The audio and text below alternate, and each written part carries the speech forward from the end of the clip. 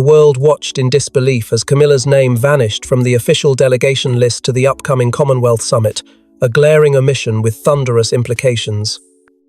But this wasn't a clerical error. It was a deliberate act from the very top, King Charles himself. And in Camilla's absence? One woman stepped forward, Catherine. The move sparked a media firestorm and whispered accusations of betrayal within the palace walls. Before we go deeper into what this really means for the royal family, make sure to subscribe so you don't miss a single update. For years, Camilla had been presented to the world as a core figure in Charles's reign, a symbol of stability, devotion, and redemption. And yet, with the stroke of a pen, she was erased from what many consider the monarchy's most diplomatically vital stage. The official delegation list, quietly updated and distributed to summit organizers, contained one glaring omission: the Queen Consort. Instead, Catherine, Princess of Wales, had been named as the senior royal representing the crown. No explanation, no public statement, just a sudden shift that shook the entire royal court to its foundations. Within hours, the media erupted. Commonwealth leaders, many of whom had long-standing ties with Charles and Camilla, were left scrambling for answers. Diplomatic aides who'd been preparing for Camilla's arrival were told to redirect their attention. Insiders whispered of a strategic realignment, a phrase that appeared in the palace's unusually brief and emotionless public response. But for those within the royal household, the message was far clearer. Camilla had been sidelined, and Catherine was stepping into a space that had never before been hers. The real bombshell wasn't just in the decision, it was in the secrecy. According to palace insiders, even Camilla herself wasn't informed until just days before the summit. She had allegedly been preparing speeches, wardrobe, and meetings, unaware that her name had already been removed from every agenda. One aide described the moment she found out as a thunderclap, revealing that Camilla had locked herself in her room for hours, refusing to speak to anyone but her personal secretary. There were reports of panic among her staff, phones ringing off the hook, schedules hastily scrapped, and security details abruptly cancelled. Meanwhile, Catherine remained publicly silent, but firmly poised. Her team, tightly guarded and unusually quiet, had been preparing her behind the scenes for weeks, if not months. This wasn't a spur-of-the-moment substitution. It was a calculated move, one that had clearly been in motion long before the world caught on. Her name had not only been added, it had been chosen. And that choice revealed far more than a change in travel plans. It revealed a dramatic shift in royal power. The crown had spoken. And while the press speculated about health, logistics, and diplomacy, those within palace walls understood the deeper message. This was a clean cut, a redefining of roles. Camilla was no longer the future of the monarchy's public face, Catherine was. What had once been an unspoken rivalry was now made painfully public. The king had made his move. The family was already split, and with the world watching, the consequences of this single act were only just beginning to unfold. But this wasn't just a travel snub. It was the first shot in a silent war that had been brewing for months behind palace doors. While the world saw Catherine as graceful and dutiful, few noticed how meticulously she navigated her way into royal influence. Behind her serene smile lay strategic brilliance and unshakable loyalty. Now, with Camilla removed, Catherine didn't step in by chance, she was chosen. And the reasons why are more explosive than anyone dares to admit. For years, Catherine moved with quiet purpose through the royal landscape, mastering the art of discretion while never fading into the background. Where Camilla had courted controversy, Catherine cultivated trust. Where Camilla's image was forever shadowed by scandal, Catherine's was polished by consistency. Every handshake, every speech, every carefully chosen appearance wasn't simply about duty, it was about building something far more enduring: credibility.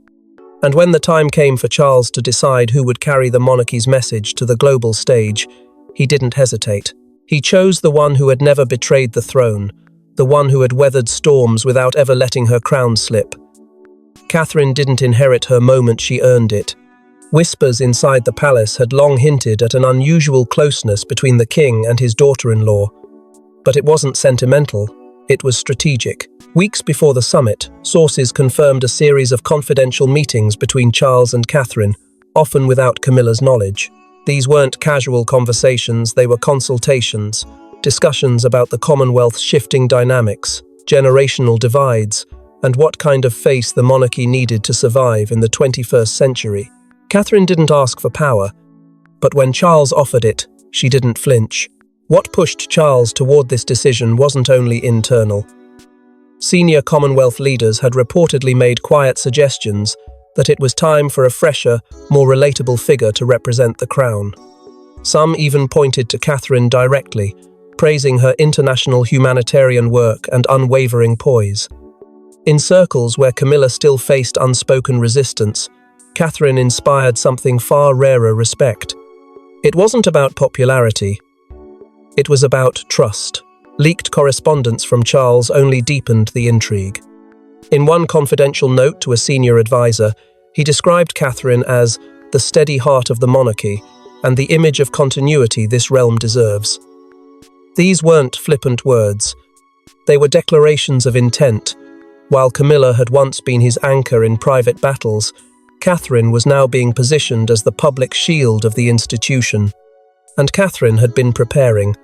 For years, her global charity work, diplomatic engagements, and community outreach had quietly mirrored the duties of a queen long before the title was ever within reach. While others sought the spotlight, Catherine focused on legacy. She studied constitutional responsibilities, formed meaningful alliances across continents, and, perhaps most significantly, never sought to outshine the monarchy. She chose instead to become its most loyal guardian.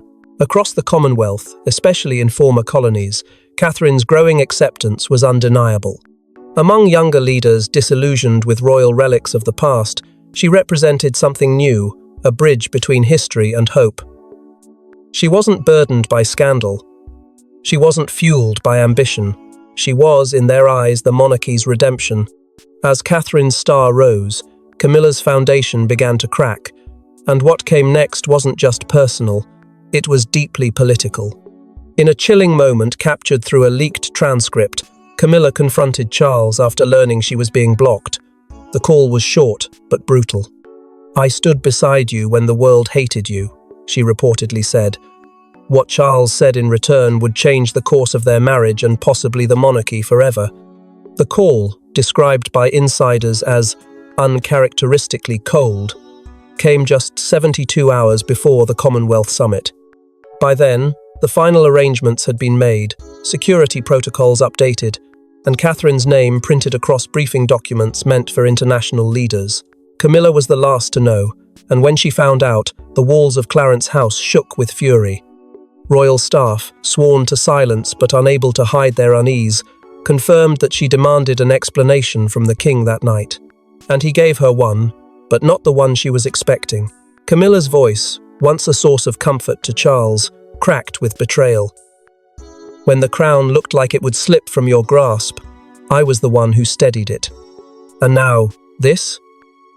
But Charles, no longer the man clinging to public affection, responded with steel. "This isn't about us. The monarchy must evolve beyond sentiment. Catherine is the face the world needs now." It wasn't just rejection, it was removal. Sources close to the palace confirmed that Charles's words devastated Camilla. She was said to have gone silent for nearly 30 seconds before whispering, "Is Catherine replacing me in every room now?" And with that, the call ended. But the silence that followed wasn't peace. It was the calm before an emotional storm that no one could contain. What happened next left royal staff stunned. According to one long-serving aide, Camilla, in a moment of disbelief, hurled a porcelain replica of the crown across the room. It shattered against a bookcase, symbolic and savage. That same night, Camilla reportedly cancelled all upcoming engagements and retreated behind closed doors at Clarence House. For the next 2 days, no photos, no appearances, no official words, just rumours. Was she unwell? Furious? Broken? Or all of the above? Behind palace gates, whispers turned into murmurs of concern. Some questioned whether this fracture between the king and his consort could be repaired. Others wondered if it was ever truly whole to begin with. For years, Camilla had been walking a tightrope between public tolerance and royal inclusion. Now, it seemed the rope had snapped, and the man who once fought to legitimize her place beside him had now clipped her wings in full view of the world. The leaked transcript, though never officially acknowledged, spread like wildfire through diplomatic and media circles. International observers noted the emotional weight of the betrayal, but perhaps what struck hardest was the clear and deliberate nature of Charles's words. He didn't act in anger.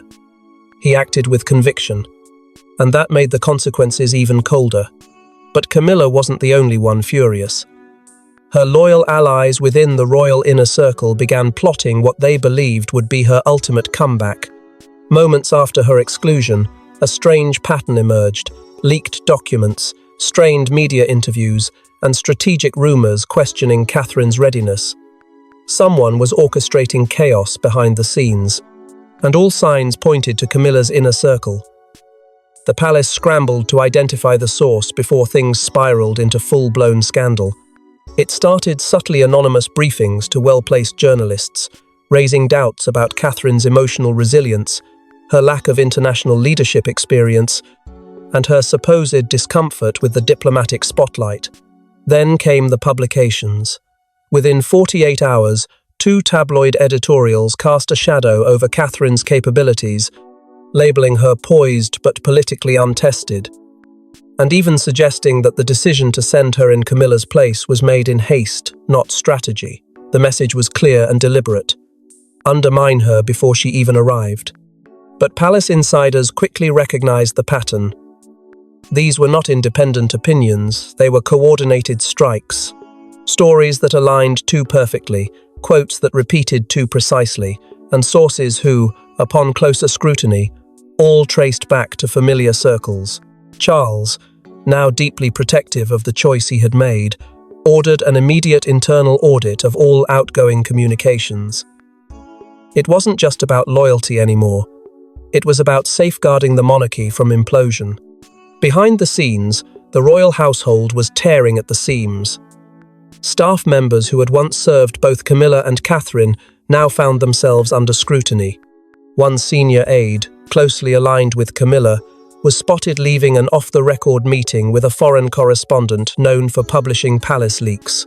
That aide was quietly dismissed, and their security clearance revoked within hours. It was a brutal reminder that silence was no longer a shield. Loyalty was being measured in shadows. Even more damning was the growing silence from those who had previously stood beside Camilla. Sophie Wessex and Princess Anne, once seen as neutral figures in palace politics, reportedly refused to endorse or support Camilla's private grievances. Sources claimed Anne told a trusted aide, "This is not about loyalty to a woman, it's about loyalty to the institution." That single sentence echoed through royal circles, drawing a line in the sand. The tension was so palpable, so deeply rooted, that external forces were called in. For the first time in decades, the monarchy quietly sought support from MI5. Their brief was simple yet chilling: identify the mole. And someone within the palace was actively working to sabotage the new face of the monarchy. This wasn't a simple smear campaign, it was psychological warfare. Catherine was being tested before she ever took the stage. But while her name was being dragged through the headlines and her competence dissected by shadowed voices, she never issued a single rebuttal. Not a word, not a look. And that silence, that stillness, carried its own power, because while her enemies plotted and panicked, Catherine was moving with quiet certainty. Her every step had already been calculated, her alliances carefully chosen. This wasn't a woman being thrown to the wolves, this was a queen in waiting stepping into battle on her own terms. But amidst the chaos, Catherine wasn't flinching, because she had already been preparing for a summit that would define the future of the monarchy. The grand halls of the Commonwealth Summit opened not with controversy, but with awe. Catherine arrived not as a substitute, but as a sovereign force. Her speech, her poise, and her presence captivated world leaders. For the first time, many whispered what once was unthinkable. Was Catherine now the de facto queen? From the moment she stepped into the arena of diplomacy, there was no doubt this wasn't a trial run. This was a coronation in everything but name. Delegates rose to their feet, some with genuine admiration, others with curious anticipation, but the applause was thunderous. Catherine did not falter. Every step, every word, every gesture carried the weight of a woman who understood both the responsibility and the danger of the moment. This wasn't just about representing the monarchy, it was about redefining it. Her keynote address struck like a lightning bolt through the corridors of tradition. She spoke not of legacy, but of future. She called for unity without erasing history, for youth engagement without dismissing heritage. In one of the speech's most emotional moments, she invoked Queen Elizabeth II, not as a memory, but as a mirror. She led with grace not because she had to, Catherine said, her voice measured but firm, but because she believed the crown must never outshine the people it serves. That single line left the room silent. And then, on cue, came the longest standing ovation of the summit. But it wasn't just the public moments that signaled Catherine's ascendancy. Behind closed doors, she commanded the room with quiet strength. At a private dinner attended by African and Caribbean leaders, Catherine navigated centuries of complex history with humility and clarity. Guests who had previously been skeptical were now leaning in, listening, nodding not out of obligation, but out of respect. One Caribbean diplomat was overheard saying, "This is the first time I've felt the monarchy see us." That sentence, quietly spoken, carried the weight of generations. And all the while, Camilla's absence hung like an unspoken truth over every table, every speech, every corridor. Not once was her name mentioned. Not once was her presence noted. She had become, in diplomatic terms, a ghost. And Catherine? She became the heartbeat of the entire summit. The shift was so absolute that even seasoned commentators struggled to frame it diplomatically. International headlines blazed with titles that left no room for interpretation. "The Queen, we were waiting for," read one. Another simply asked, "Why wasn't she leading sooner?" By the end of the summit, the message was no longer subtle. It had become impossible to ignore. This wasn't a temporary replacement. This wasn't a moment. This was momentum. Catherine had not just survived the summit, she had owned it. And with that, the palace would never be the same again. For Charles, watching from London, there was pride. But for others, her triumph was a threat. The lines were being redrawn, the power was shifting. And the walls of tradition, long protected by silence, were beginning to tremble. Back in London, Charles watched with pride. But not everyone in the palace shared his sentiment. In fact, a rebellion was quietly brewing in the shadows. Not since Diana has the royal household been this divided. One wing supports the monarch and Catherine's expanding role. The other clings to tradition and Camilla's loyalty. Whispers of Queen versus Queen fill the corridors. And at the center, a king torn between his crown, his legacy, and two women who define both. The aftermath of the summit did more than elevate Catherine. It exposed the fractured loyalties embedded deep within palace walls. Staff members who had served the institution for decades suddenly found themselves under quiet suspicion. Some aligned themselves openly with Catherine's new role, praising her leadership and presence abroad. But others, long loyal to Camilla, viewed her exclusion as a betrayal that undermined everything Charles had fought to establish. Meetings grew tense. Conversations shifted into whispers. And the word division was no longer just a metaphor. It was becoming an operational reality within the crown's inner sanctum. Princess Anne, the stalwart of tradition, and one of the few figures untouched by scandal, reportedly took Charles aside in a rare moment of bluntness. Her message was simple: choose stability. Anne had seen the monarchy weather wars of public opinion before, but never a battle like this one that was unfolding from within. Every hour Charles delayed making his stance clear, the deeper the cracks ran through the foundation of his reign. Then came the confrontation no one expected. Camilla, still reeling from the summit exclusion, requested a private audience with Prince William. The meeting, meant to be diplomatic, turned into something far more personal. Sources claimed Camilla's voice trembled as she accused him of orchestrating her public removal.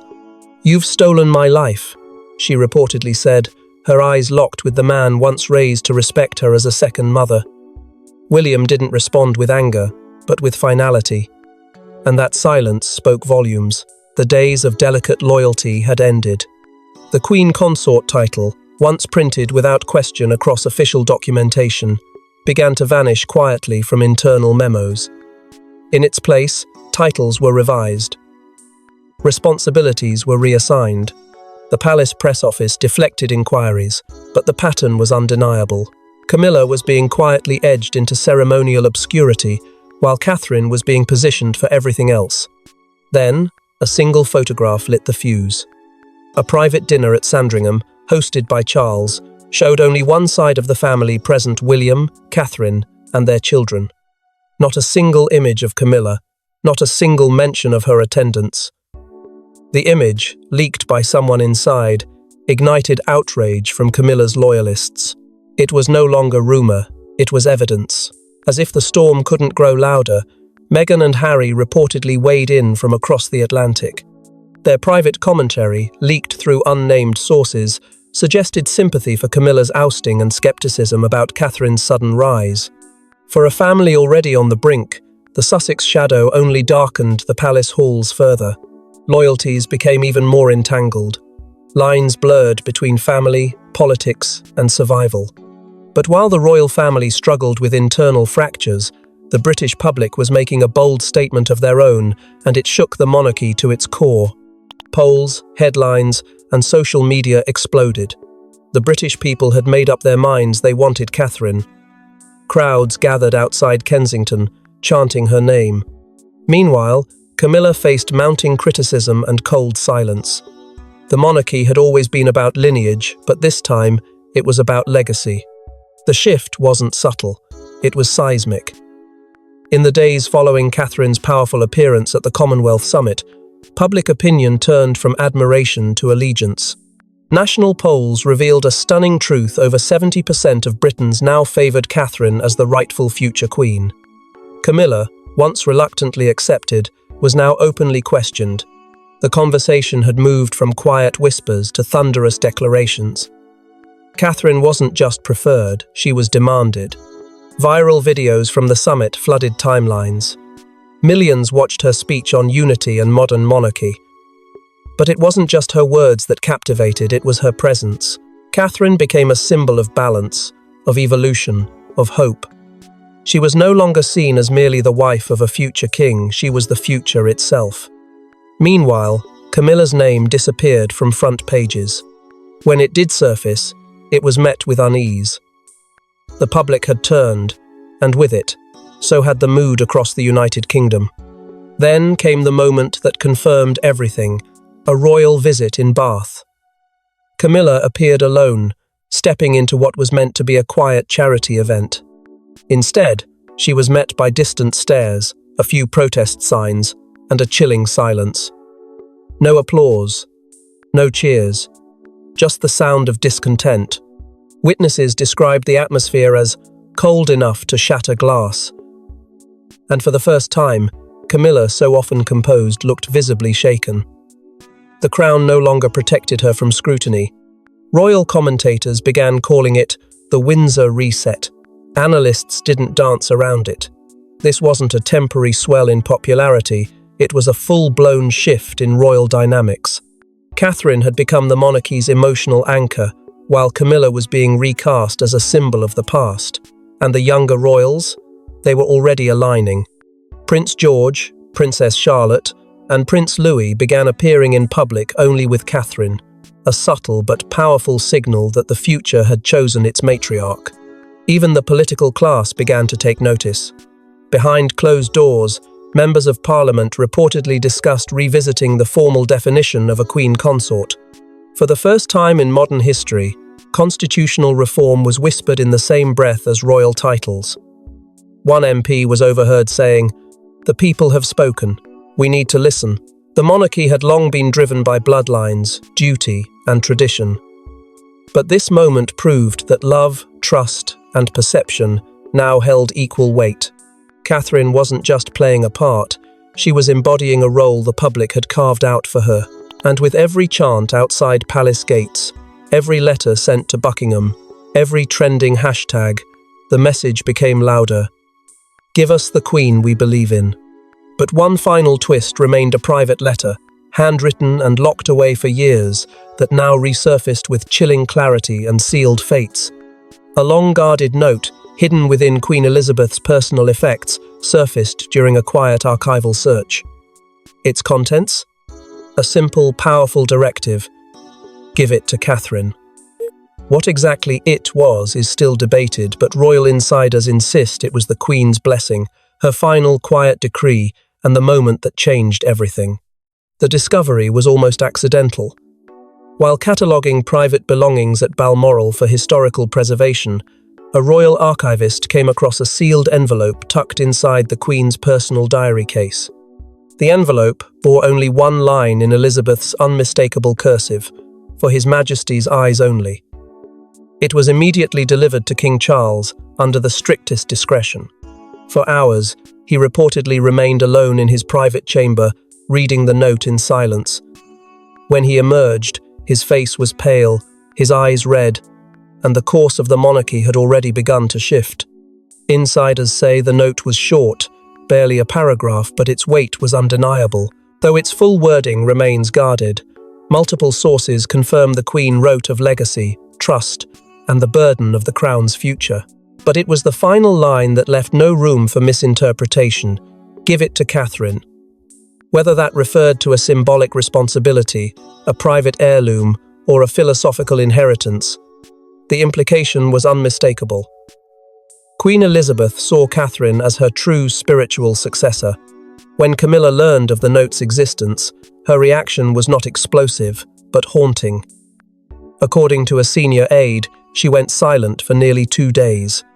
No public appearances, no scheduled meetings, no private dinners. She simply vanished behind closed doors. The woman who had fought for her place, endured relentless public scorn, and finally stood at the side of a crowned king, was now undone by 9 words, written in a dead queen's hand. Royal historian Marcus Delamere would later describe the letter as the passing of the invisible crown. Not an official decree, but something far more potent, a whispered inheritance that spoke louder than any title. For years, the public had speculated who truly carried Elizabeth's torch. Now, it seemed, the Queen herself had answered, and the implications were more than ceremonial, they were seismic. Catherine, for her part, never spoke of the letter. Not in interviews, not in gestures, not even in leaked quotes. But her next move told the entire story. Within days, she quietly visited Elizabeth's childhood chapel, accompanied only by her children. There were no cameras, no media, no palace statement, but the images captured at a distance by a single photographer spread like wildfire. The symbolism was unmistakable. Catherine wasn't just honoring the past, she was stepping into it. The palace never officially confirmed the note, but the silence was its own confirmation. Every senior royal knew what had been found. And for Charles, the message struck deeper than legacy, it struck at the soul of his reign. His mother, the woman who had shaped his crown and defined his rule, had spoken from beyond, and she had named her heir not by blood, but by belief. As tensions reached their breaking point, Charles made a decision no one expected, and it came in the form of a formal declaration. In a nationally televised address, King Charles confirmed what the world had already sensed: Catherine would be queen consort when the time came. Camilla, absent from the announcement, was said to be in seclusion. The torch had officially been passed. But at what cost? The palace, known for its tight-lipped traditions and cautious language, released a statement unlike any before it. It read with the weight of finality and the grace of legacy. Catherine will carry forward the crown's future, embodying the spirit of continuity, strength, and compassion that her late majesty so valued. No mention of Camilla, no mention of the weeks of tension, Just a single, clear vision. Catherine as the future face of the monarchy. The reaction across the country and the Commonwealth was electric. Ceremonially, changes were already underway. Camilla's titles were being scaled back, not with public dismissal, but with quiet edits behind the scenes. Her patronages were redistributed, her scheduled appearances quietly cancelled. Her name faded from documents that once bore it in bold. Those within the palace called it the soft exile, a royal vanishing performed with silence and signature. And yet, it was Catherine who now bore the weight of it all, not as a victor, but as the next vessel of duty. The announcement was brief, but its emotional climax came not in words, but in gesture. As Charles concluded his speech, William stepped beside Catherine and, in front of millions, took her hand and kissed it. It wasn't tradition, it was reverence. A symbolic passing of loyalty, of lineage, of love. For a family so often accused of emotional restraint, this one moment broke through centuries of royal coldness. And in that instant, the world saw not just a future queen, but the woman who had been carrying that crown in spirit all along. Leaders from across the Commonwealth released a joint message within hours. From Canada to Kenya, from Barbados to New Zealand, heads of state welcomed the announcement with praise and hope. A choice for the future, one statement read. A bridge between the past and the modern world. Diplomats who had once navigated the monarchy with cautious formality now spoke with genuine warmth. Catherine had not only earned her crown, she had earned their trust. And then came the moment that would become the lasting image of this royal transformation. As evening fell, Catherine emerged at the gates of Windsor, standing without Charles, without William, without words. Crowds gathered beyond the barrier, their cheers breaking through the quiet dusk. Some waved flags, others held handwritten signs. But the chant was unmistakable. Long live the Queen. It wasn't premature. It was prophetic. Because even before the crown touched her head, it was clear it had already touched her soul. She didn't wave. She didn't speak. She simply stood with the calm of someone who had waited her entire life to be told what she already knew. She was never just a duchess. She was always the one. And so, a queen was not just chosen but revealed. And those left behind? They would carry the weight of silence. Thanks for watching. Please don't forget to like and subscribe, and we will see you in next one.